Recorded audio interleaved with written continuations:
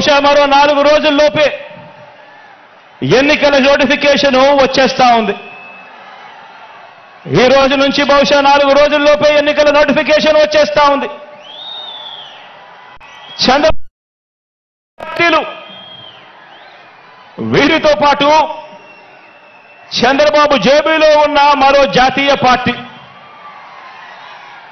వీరంతా కూడా మన మీద, మన పేదల భవిష్యత్ మీద వీరంతా కూడా దాడి చేయడానికి రెడీగా ఉన్నారు. నా ప్రసంగంలో ముందుగా బాబు అండ్ కో వీళ్ళ పొత్తుల గురించి కాసేపు మాట్లాడతాను. వీరందరిది కూడా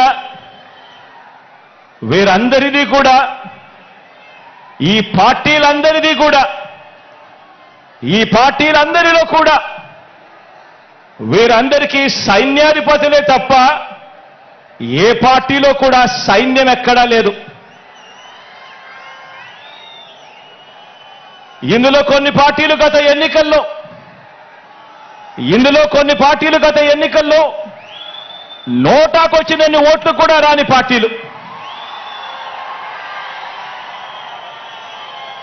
తమ స్వార్థం కోసం రాష్ట్రాన్ని అన్యాయంగా విడగొట్టిన పార్టీలు, రాష్ట్ర ద్రోహుల పార్టీలు, మరికొందరు ప్రజల చేతుల్లో చిత్తుగా ఓడిపోయిన పార్టీలు, ఓడిపోయిన వ్యక్తులు. ఇటువంటి వారందరూ కూడా మనకు పోటీగా అటువైపున ఉన్నారు. మనం 5 కోట్ల ప్రజల అండదండలతో ఇంటింటికి మంచి చేసి మనం ఈరోజు సిద్ధమని అంటా ఉంటే, వారి వెనుక ప్రజలు లేరు కాబట్టి, చేసిన మంచి చెప్పుకునే పరిస్థితి లేదు కాబట్టి, అరడజను పార్టీలతో, అరడజను ఎల్లో మీడియా సంస్థలతో, పొత్తులతోనూ, ఎత్తులతోనూ, జిత్తులతోనూ ఎక్కే గుమ్మం దిగే గుమ్మంగా వారు రాజకీయం నడుపుతా ఉన్నారు. ఒకప్పుడు ఇదే చంద్రబాబు నాయుడు గారి నోట్లో నుంచి మాటలు వచ్చేటివి, జాతీయ రాజకీయాలను తానే ఏలానని, స్టీరింగ్ కమిటీ చక్రం తానే తిప్పానని, ప్రధానుల్ని, రాష్ట్రపతుల్ని తానే నిర్ణయించానని ఒకప్పుడు ఇదే చంద్రబాబు ఊదరగొట్టేవాడు. ఈ రోజున ఏపీలో మనందరి ప్రభుత్వం చేసిన ఇంటింటి అభివృద్ధి వల్ల,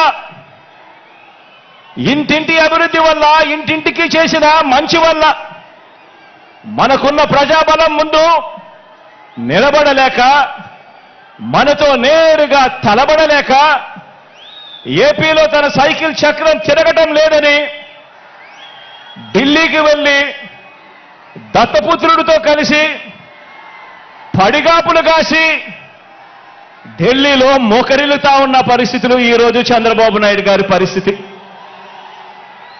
ఆలోచన చేయమని అడుగుతా ఉన్నా. కేవలం జగన్ ఒకడు ఇటువైపున,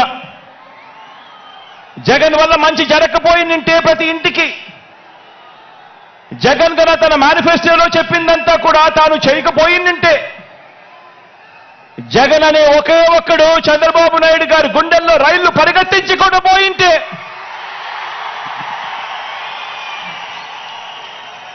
చంద్రబాబు నాయుడు గారు ఇన్ని పొత్తుల కోసం ఎందుకు పాకులాడుతా ఉన్నాడు? ఇంతమందితో పొత్తుల కోసం ఎందుకు అగసాట్లు పడతా ఉన్నాడు? ఎందుకు ఢిల్లీ దాకా వెళ్ళి అక్కడ మోకరిల్లుతా ఉన్నాడు? దీనికి కారణం చిత్తశుద్ధితో, నిజాయితీతో మనం చేసిన మంచి, అన్ని వర్గాల మీద మనం చూపించిన కమిట్మెంట్, ఇంటింటికి మనం చేసిన అభివృద్ధి. ఈ రోజున మన పార్టీ, మన ప్రభుత్వం నిండుగా విరగ కాసిన మామిడి చెట్టులా మనముంటే, చంద్రబాబు నాయుడు గారి పార్టీ అందరినీ కూడా మోసం చేసి, వెన్నుపోట్లు పొడిచి, గత పాపాలకు ఫలితం అనుభవిస్తూ తెగులు పట్టిన చెట్టులా చంద్రబాబు నాయుడు గారి పరిస్థితి ఉంది.